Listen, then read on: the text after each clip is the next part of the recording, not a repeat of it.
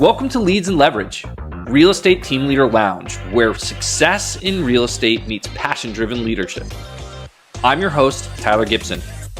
I'm an entrepreneur, real estate team leader, and investor, and I'm thrilled to have you join us in the ultimate hub for real estate excellence. In this exclusive lounge, we're diving deep into strategies, tactics, and stories that fuel the success of real estate teams. Whether you're a seasoned pro looking to take your leadership skills to new heights or an aspiring entrepreneur ready to build your own powerhouse team, this podcast is your go-to resource for insider insights and actionable advice. Get ready to hear from top experts, industry pioneers, and real-world achievers who are making waves in the real estate world. We'll explore the best practices, share invaluable lessons learned, and equip you with tools you need to thrive in today's competitive market. Welcome to the lounge where leaders are made and success is earned. Come on in to the Real Estate Team Leader Lounge. Hello and welcome to another episode of Leads and Leverage, the Team Leader Lounge. I'm so excited to be joined by Jacqueline and Debbie from the Zolan and Rossiter team. Thank you for being here with me today. How are you guys doing? Good, Tyler. Thank you so much for having us. Excellent. So I know that you guys are based out of the Brooklyn area. Tell me a little bit about your guys' business. Do you have a specialty? And how long have you guys been in the business? What's kind of been the evolution for you all? I've been in the business 14 years. We work throughout New York City with a specialty in Brooklyn. We work in all sorts of areas of Brooklyn, all sorts of areas in Manhattan. We work on condos, new development, co-ops, townhouses. We work with buyers, sellers, landlords, and sometimes tenants. Sponsor. We handle estate sales. We do it all. I've been in the business for 21 years now, and together we have a combined 35 plus years in the business. That's incredible. So have you guys, at what point did you guys decide to team up? How did that come about? It was kind of a long-winded situation. I had been an independent agent for a number of years, and Jackie and I met at another firm before Compass, and we really just hit it off as friends and colleagues and worked on a couple of deals together. And then it was really through the pandemic that we decided to join forces in a formal way and create our team. We had always leaned on one another and, asked each other for advice. And during that time, we were in different places and there were family situations, and, we just decided to take our business to the next level. And how could we do that? And that was really by creating a team and joining forces and sharing in, the resources that we could work with, a virtual admin. So we decided to share expenses. And then just slowly over time, we grew and added agents to the team. I'm sorry, Jackie, I'm not leaving you much to share. But. Well, Jackie, how many agents do you guys have on the team? Currently, we have 2, but Debbie and I have a unique infrastructure, right? Like we built our infrastructure before we started adding agents, right? So we have an ops person, we have an admin, we have a dedicated marketing associate at Compass, we have a social media manager, and then we have 2 agents. Right now, our agents are, they joined our team. They wanted to shift gears from sort of a rental business to a sales business. So they're in like the learning phase and the mentorship phase. But they're slowly starting to build their own business and grasp the sales, part of the business and not just rentals. So it's been great to watch them grow.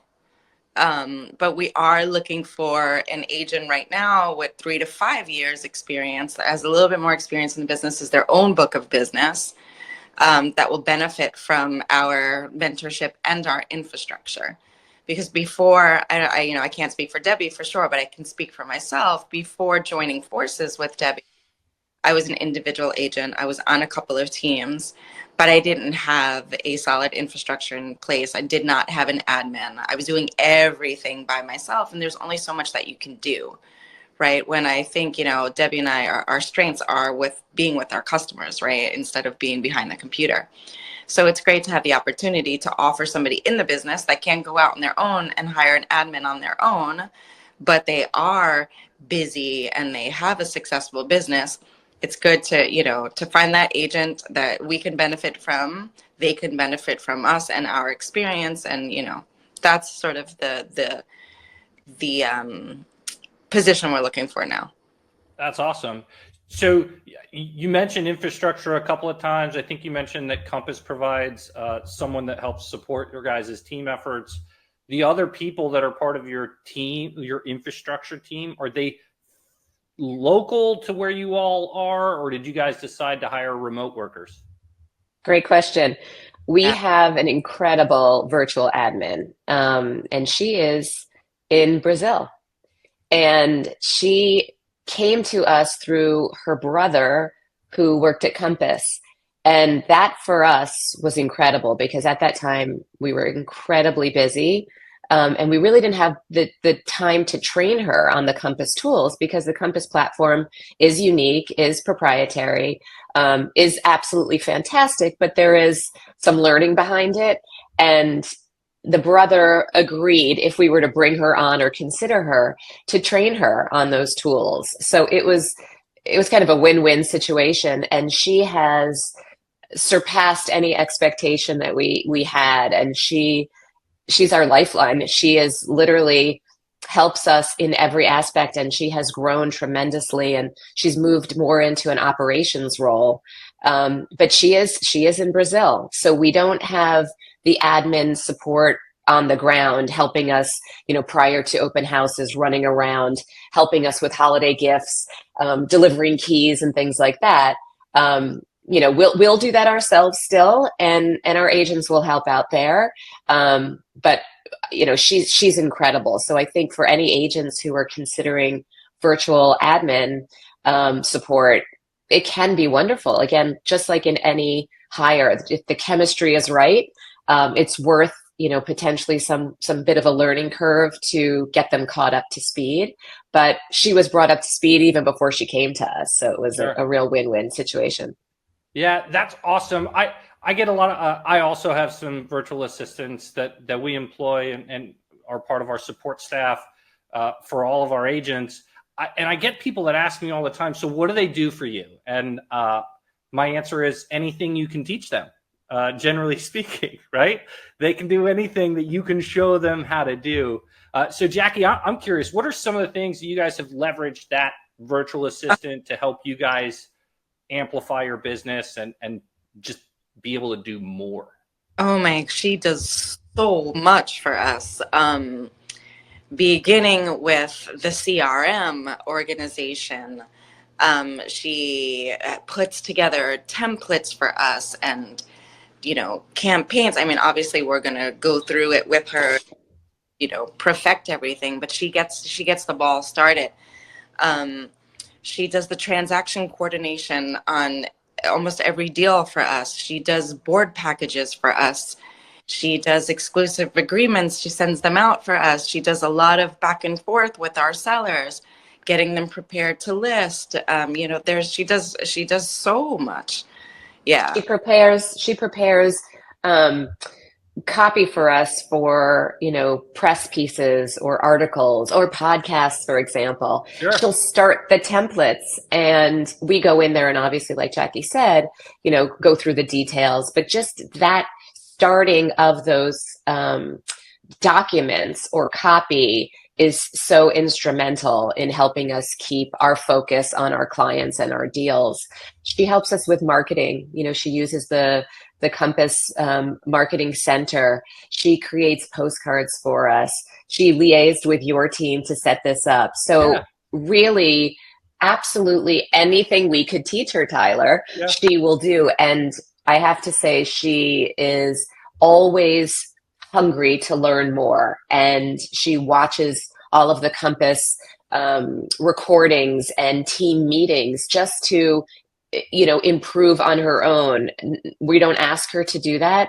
She asks questions all the time. Can I sit in on this? Can I learn this? What about this? I mean, we couldn't have a better admin. Yeah. Well, I'm so happy for you guys. I've gone through a few in the time that I've tried working with some. And sometimes that's just what you got to do, right? Hire fast, fire fast. And it's not working. Just pull off the Band-Aid. I think sometimes I waited a long time because I didn't want to have to deal with the pain of training somebody new.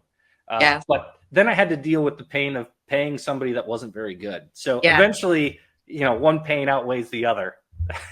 We've experienced that with our agents, not our admin. So we get your pain and the trial and error process. But with the admin, we've been really, really, really fortunate. Let's talk about a little bit of that on the agent side of things. You mentioned that sometimes you've moved away from folks or that you've learned that sometimes it's best to move away from folks.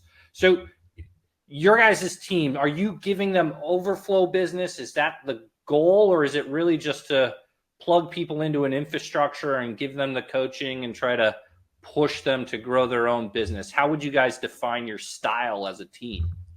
I think it's a little bit of both, but it's more, we have a ton of business right now that we need support on, right? We can't be in 7 listings on a Sunday doing open houses at the same time. Mm-hmm. And we don't ever want to turn somebody down when they ask to see something, right? So it's mainly support on our stuff, on our business. And then, of course, there's overflow there, right? If a direct buyer comes in and they don't want our listing, but they need help looking at other things, we'll, help or give that customer to the agent and then mentor them and walk them through that process. We also work with them to communicate to their own sphere. Hey, I'm in the sales business. Here's how I can help you, so that they can organically start to build their own pipeline of, we're dealing with a situation now where one of our agents has a lead or whatever, somebody in his sphere that has 2 houses that she potentially wants to sell, but it's a difficult arrangement and he wouldn't be able to do it on his own. So we would go pitch with him, and support him on the back end. So he would be the face of it, but we would make sure that, the engine's running smoothly, so to speak, to get him through the process. Yeah, 100%. I tell agents all the time when I talk to them that there's immense value in being able to steal somebody else's credibility, right? Mm. When you're standing in front of a seller and you're new, there's a lot of value in being able to say, yeah, I'm new, but that's why I joined this great team. And my team leaders have a combined 35 years experience, right? And that can help them, give that seller, their, potential client, that boost of confidence that, yeah, even though you're new, you've got lots of support behind you and I'm still going to get a good outcome. That's it. I mean, we're the support. We're the, the underneath, the foundation. We are, the credibility. But we like to give that agent who has that lead, try and put them more at the forefront. We have obviously an agency or a team presentation, a listing presentation that talks about who we are. And if that is the agent's lead, they get a little bit more, they're at the forefront of that presentation. And then obviously our experience is the support. If it's our lead, obviously we're at the forefront of that presentation and, they're team members. So I think it's really important for both Jackie and myself to, help them feel positive, help them feel confident, give credit where credit is due. And I don't know if a lot of team principals do that as often as they should, because it makes a huge difference in how that agent feels about themselves moving forward. And we all need a boost and we all need that self-confidence as we go out there, because we all know real estate is a tough business. So to get that support from home first, we hope is helping them out there. Yeah, I love that. So my goal with this podcast is to be a resource for people who are thinking about starting a team or have that goal someday. And there's just not a ton of resources out there. I know that when I started, it was hard for me to find information. I was fortunate. I had a broker that was running a team, and they were willing to share their team agreement with me, tell me about their experiences, and give me some warnings about pitfalls. What are some things that, in your guys' experience, you would give as advice to somebody who's thinking about starting a team, and maybe even more unique to your situation, thinking about partnering with somebody else? Because I know that there's plenty of people who say don't do that. Right. I actually had one of the top brokers here in my market tell me never partner with somebody else. And so what would you say to folks that are thinking about a partnership to help themselves figure out whether or not it's a good idea? And then also, maybe protect themselves. I don't know if you guys have some sort of document that solidifies what your roles are. What would you say to something like that? That's a fantastic question. Like as Debbie mentioned earlier on, it took us a while to partner up. And quite honestly, there's not another person in the business that I would partner with. Right? Debbie and I have known each other for many, many years. We have been longtime friends before partnering. We have the utmost respect and trust in one another. And I think that is the core, right? We also have our own businesses. So Debbie has her business. I have my business. She runs her business the way she wants to run her business. I get no part of that. Same with my business. Then we join forces and we create another lane and we create team business together where we share that, right? And it's just worked for us. It's been 3 years now. We have not had one disagreement. There's no hard feelings or negative energy. And I think the core of that is having trust in one another and the utmost respect. I even if something were to happen, there's no doubt in my mind that Debbie and I can't sit down and figure out a fair, equitable way to figure the situation out where we both feel good. Yeah. We've had situations before where on the team business, and I echo everything Jackie says. I think one of the key aspects of our successful partnership is, number one, respect. And we really like one another. And she has areas of expertise that are much deeper than mine. And I may have areas of expertise that are deeper than hers. And so we respect that about one another. There's certain things she doesn't like to do and I actually like to do. So I do that aspect of the team business, and vice versa. But we've had we've had situations before where if it was a team piece of business and she had family obligations or I was ill or something like that, and it came to the commission at the end of the deal, we both said, what do you think is fair? And she says, oh, no, 50-50. And I said, yeah, but no, I wasn't really there during that period of time. And you took on so much more. You take X. And no, I'm not going to do that. And ultimately I said, I'm going to be very upset if you don't. So she does that with me. I do that with her. So we err on the side of the other's comfort, I feel like. And I think that is really rare and unique. And I think it's one of the reasons why we're, getting along as well as we do and really have such a successful partnership. But to answer some of your other questions, we're constantly in touch with agents who are on their own and trying to figure out, do I join a team? Do I create a partnership? How do I get to the next level? And I really do understand that conundrum and that challenge, because there's beauty in being on your own. You decide what you want to do. You decide how you want to do it.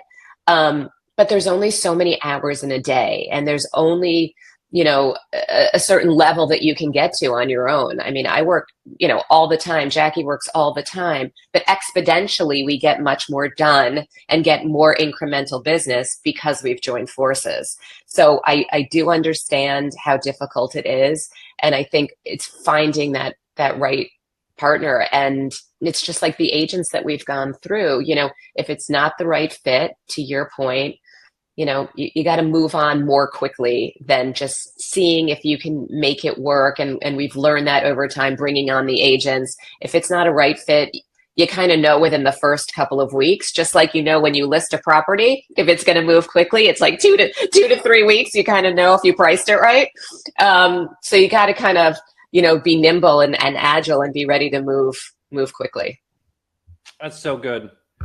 I love that you guys are so giving to one another when you do run into those situations. And I think as agents, we could all probably do better to have that type of approach when we're dealing with our colleagues.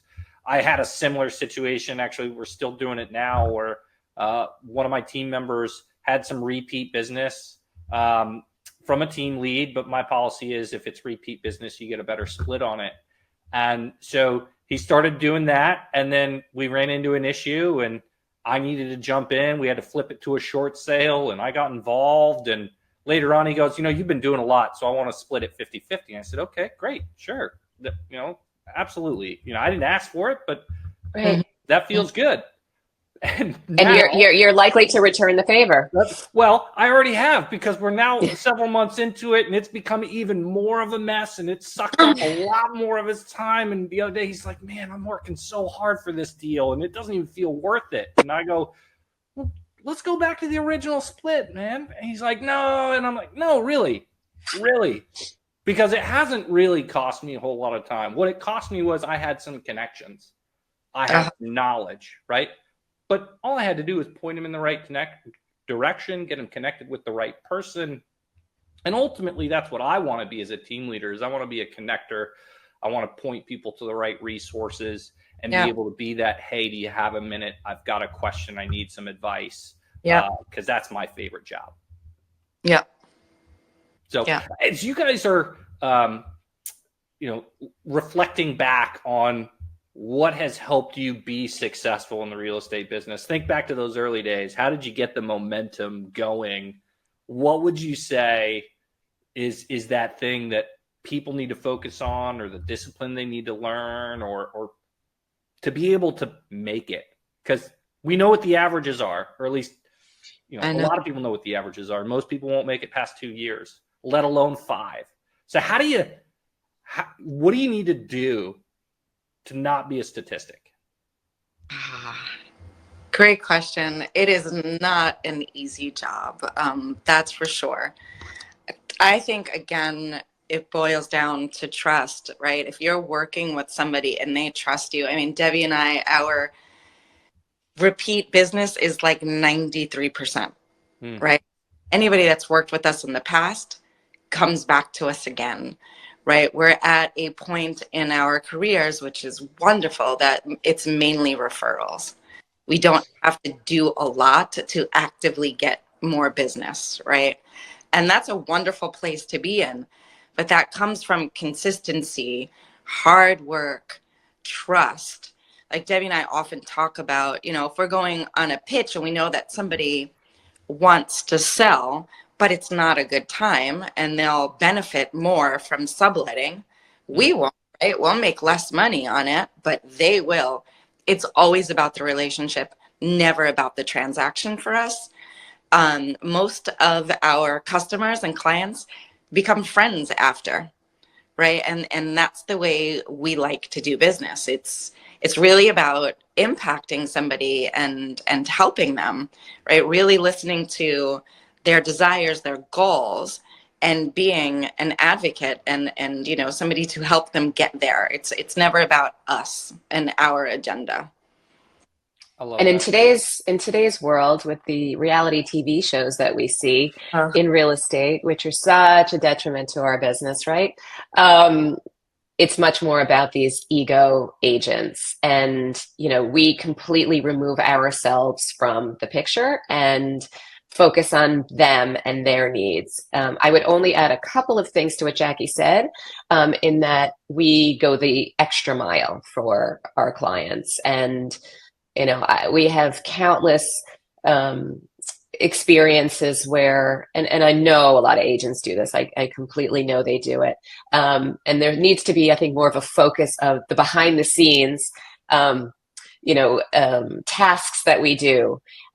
We've cleaned gutters, during a storm at 3 a.m. My client was away and I got up and I was concerned about making sure the drains were clear on her penthouse because she had windows there. And if the water backed up, So at 3 a.m., I got up to make sure that I cleaned out the gutter. We sit in apartments and wait for the repair person to come. We've cleaned out backyards. We've hired TaskRabbit, for people to come in and clean things out. So I think going the extra mile is something that's very memorable. Another thing that we do is we really reach out to our clients in a very casual and friendly way. So if it's a milestone or a child is born, a baby is born, we'll send a little gift. We send a monthly newsletter out, and we've gotten a lot of business just from the newsletter because we're in front of their faces on a consistent basis. And we're writing information about real estate or design or lifestyle, but because it's in their inbox on a monthly basis, we'll be top of mind, and then they'll say, oh, you know what, my cousin's thinking about moving into the city. So I think we also want to be the number one resource in all things related to real estate for our clients, past, present, and future. Do you know somebody in Texas? Debbie, I'm thinking about moving to Texas. We want to rent something in the Hamptons. Do you know somebody? So, Compass has an incredible internal network, and we tap into that all the time. So we're trying to have partnerships throughout the country, so that we always are ready, with that recommendation to our clients. Yeah, I love that. Add value on the front end, be about them. Don't make it about your ego or your paycheck. Make it about what's best for them, and then be friendly, be a resource. Absolutely. We get phone calls all the time with, somebody who's not ready to sell, but we'll spend hours with them on the phone, talking them through the market or the process or connecting them to people, always connecting them to people, right? So we're always available and a resource. I love that. Well, this has been great, and we're coming up on some time. I don't want to take up too much of your guys' time. Let's end on this, and you can each answer this. If you were going to give an agent one piece of advice about making it in the business this long, what would it be? Wow, that's tough. One piece is really, really tough. Hard work, consistency, be resourceful, stay up on everything that's going on, right? Really seek knowledge, and be friendly, be approachable, be trustworthy, be honest, be authentic. I don't know. That's ditto, like ditto. Anything for Debbie? No, that's great. No, she's left nothing for me. Ditto, ditto, ditto. You see how aligned we are. I would really, the very first points that she made are essential. Diligence, hard work, be available around the clock, take yourself out of the equation. I think what's essential in our business is that you like people. Yeah. Because you are going to be involved with all different types of people, and you have to enjoy that connection and, being able to, speak to people about what they're interested in. I mean, we're marriage counselors, we're social workers, we're psychiatrists, we do a little real estate on the side, but you have to enjoy people and connecting with all sorts of folks. Yeah. That's great. Well, thank you guys so much. If people wanted to get a hold of you, either an agent looking for a team in Brooklyn or somebody that just needs an agent in the area, what's the best way for them to get a hold of you? Oh, wow. I would say our Instagram or... Yeah. Okay. Yeah. Our Instagram is at the Zolan Rossiter team. And that's... Awesome. Should we spell it or no? You can if you want to. We'll make sure that it's in the show notes. So if anybody's watching this, they'll be able to get it in the show notes, or if they're listening to it on their favorite podcast, they should be able to see it there as well. But go ahead and spell it out. That way people can look it up if they're listening. Go ahead, Debbie. So Zolan is Zolan. Rossiter is Rossiter. And that's the Zolan Rossiter team. Rossiter team. Yep. Awesome. All right. Well, thank you guys so much for joining me today.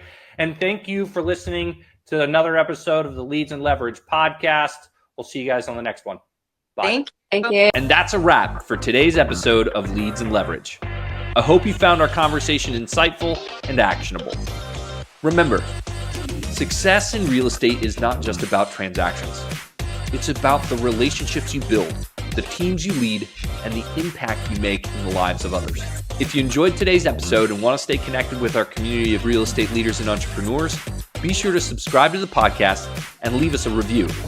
Your feedback helps us bring you more valuable content and guests. Don't forget to visit our website, gpghome.com/leads and leverage for additional resources, show notes, and exclusive updates. You can also follow me on Instagram at @real_Tyler Gibson to join the conversation and connect with like-minded individuals. See you next week.